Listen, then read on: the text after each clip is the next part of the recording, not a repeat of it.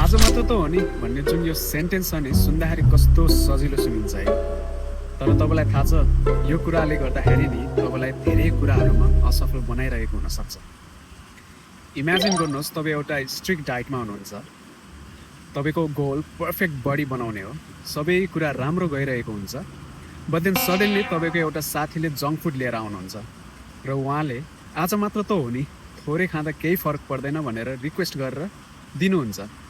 तपाईँले त्यो request ignore गर्न सक्नुहुन्न र थोरै चाख्नुहुन्छ। जब जिब्रोले त्यो स्वाद पाउँछ तपाईँको ब्रेनले भन्छ आजको डाइट त बिग्रिहाल्यो, अझै थोरै थपौँ।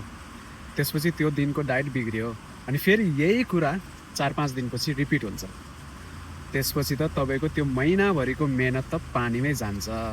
हो, यही कुरालाई चाहिँ हामीले साइकोलोजीको द ब्रोकन विन्डो इफेक्ट भन्ने कन्सेप्टसँग जोड्न सकिन्छ है।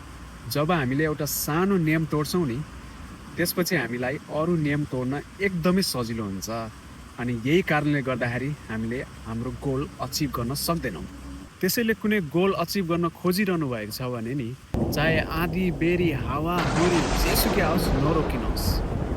र याद राख्नुहोस् ठुला असफलताहरू प्राय एउटा ठुलो निर्णयबाट होइन, आज मात्र त हो नि भन्ने यो सानो सोचबाट सुरु हुन्छ है त।